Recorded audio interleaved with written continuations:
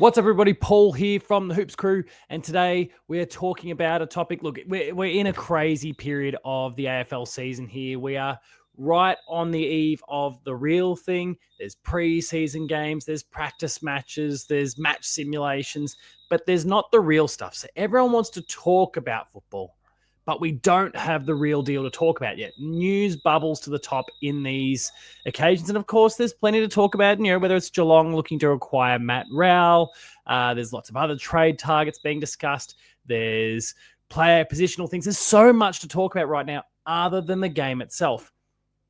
And it leads us to a conversation about our own Sam De Koning, who is, according to Kel Toomey, making some waves with the Gold Coast.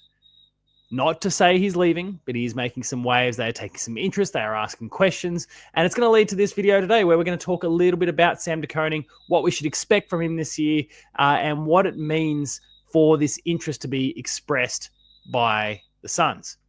But before we get to that, a word from our sponsor. The Hoops Crew Media Network is proudly sponsored by Cyril Cook Florist, established in Geelong since 1915. Visit their website at www.cyrilcookflorist.com.au. That's Cook with an E. Give them a call on 035 222 2244 or mention the Hoops Crew to get yourself 20% off your next in-store purchase when you visit them at Shop 12, 11 Leather Street in Breakwater. Thank you, Cyril Cook Florist, as always, for your ongoing support. And thank you, Kel Toomey, for putting together a piece today that has given us something really fascinating to discuss.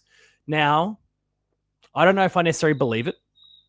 And to be fair, Kel's not necessarily saying that Sam De Koning is leaving to become a Sun. But let's pick through the report, and then we'll kind of dive into some thoughts, opinions, and those sort of things. Kel Toomey, we trust him greatly. He's done some great work over many, many years now. And of course, he's just talking about interest being shown. This is not about a transaction that is more likely than not to occur. But we do like Kel. He's been a guest on Behind the Play. He's done some great things for us over the years. And let's dive through some details here. So the Suns sights on out-of-contract Cats tall. And of course, any player, regardless of the team that they're at, if they're out of contract, they are up for discussion, just like Sam's brother Tom is right now. And there's always the possibility that Carlton could be on the radar here. There is so many conversations about these two boys and the prospect of the two of them playing together, Selwood style. And so, I don't really blame anyone for drawing some lines and having those conversations, but this is one that's kind of caught me off guard a little bit. The idea of Sam De Koning heading up to the Gold Coast is not something I necessarily had on my bingo card, but let's see what Kel has to say here. Gold Coast is an interest in Geelong Premiership player Sam De Koning, who is set to start the season playing in the ruck for the Cats this year. The Suns have flagged their keenness in the 2022 Premiership defender, who is out of contract at the end of this season. However, the expectation is, and this is an important one for the state of this conversation, the expectation is De Koning remains at Geelong, where he's settled with the club, keen to extend him, and talks are open. He is 2 years away from reaching free agency, which his older brother Carlton's Tom is currently experiencing, with a wave of lucrative offers coming his way. And then there's a little bit of talk here about essentially what the Suns would have to offer. The Suns have 3 first-round picks for 2025, and although the club again has a batch of academy talents to prepare for, the suite of early selections means they will again dangle them for rival players, having lured Daniel Rioli and John Noble north last off-season. Gold Coast has its own first-round pick holds its own first-round pick, as well as first-rounders tied to Collingwood and Port Adelaide as a part of last year's massive Dan Houston, Jack Lukosius Noble deal. The Suns are well stocked for young rucks, with the long-term commitments of Ned Moyle and Ethan Reid, as well as veteran Jared Witts and De Koning's appeal looking as a key position defender, a position in which he played 23 games in 2022 as a member of Geelong's premiership side. Now, there's a little bit here, kind of talks a little bit about Sam's age profile and kind of some previous comments to shut down trade speculation. We then kind of lean in a little bit to add that little bit of extra texture there. There are some crickets going absolutely berserk outside tonight. I don't know why, and I apologize for the background noise here. But there's a little bit of talk, a little bit of texture being provided here with the talks around Tom De Koning and his 7-year offer that is, according to Cal, between $7 and $8 million. I've also seen $12 million with 1.7 a season kind of dangled in in front of him as well. So there's some really fascinating deals and offers being made there. But let's dive back into the Sam De Koning part of this scenario. And I think it's important what Keller's specified here. Gold Coast are interested. The expectation from, I guess, those in the know, those who get to talk to representatives of the club, who might get to talk to Sam himself, who maybe get to chat to Gold Coast, the expectation is that Sam De Koning remains at the Cats.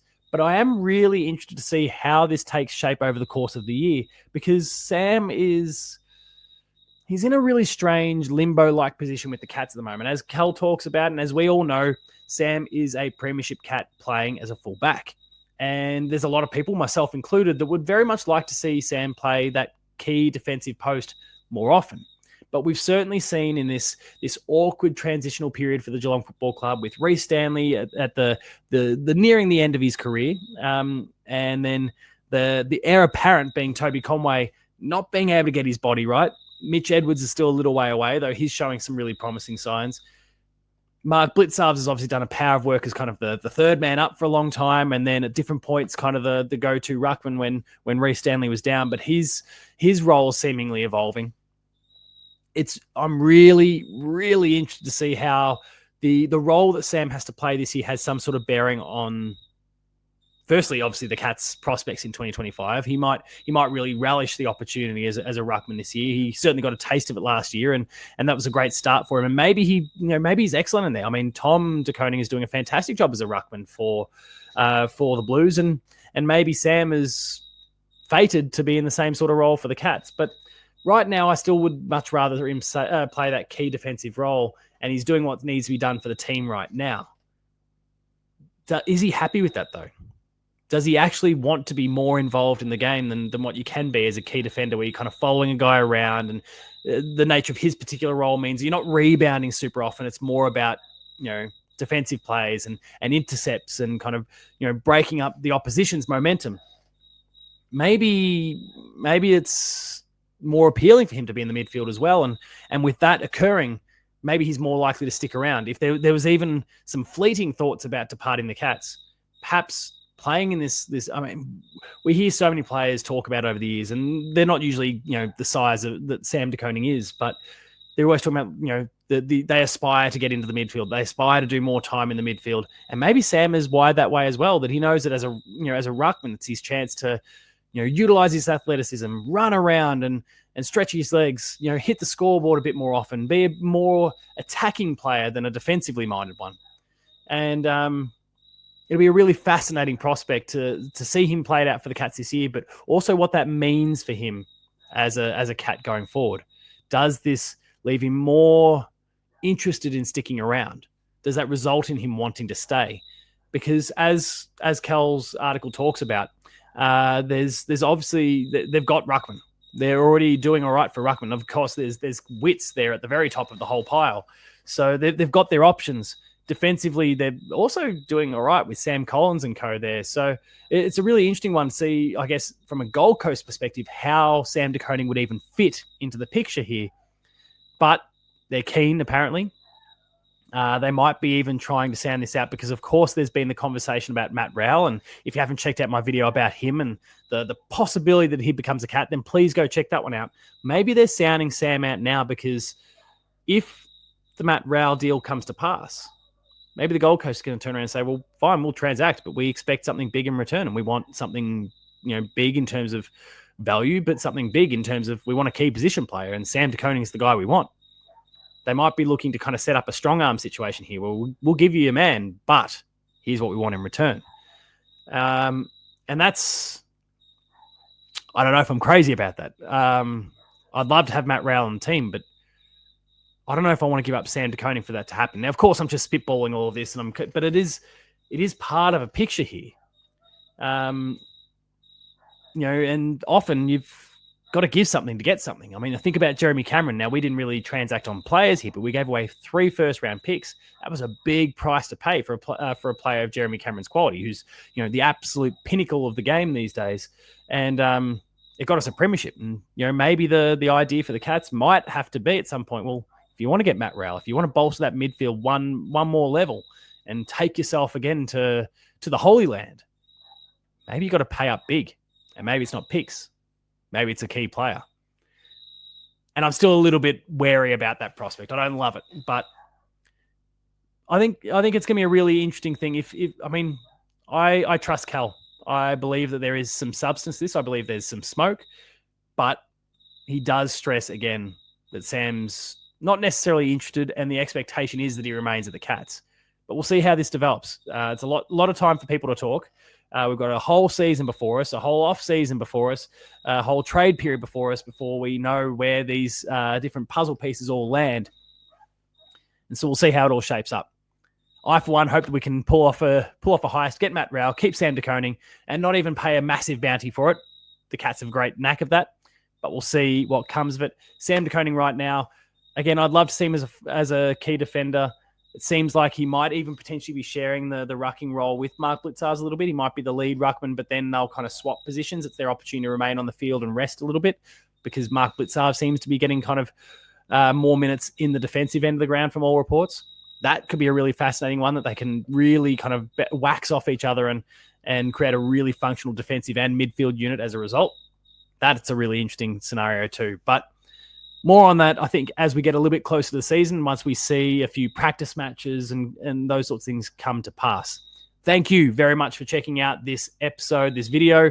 If you enjoyed it, consider subscribing to the YouTube channel. Give it a thumbs up as well. It all helps the algorithm, helps us reach more people and grow this community even further.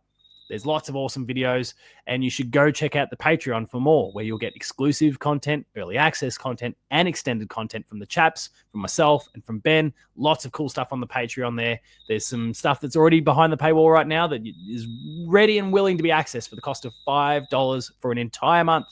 That's all it takes to get all of this awesome content we're producing, early, extended, and sometimes exclusively. You'll find me on socials at Paul James Games. Please consider checking me out there and reaching out if you've got some thoughts. Use the comment section to discuss your thoughts on Sam De Koning and his playing future. Thank you very much for watching. Remain Geelong strong, and I'll see you later.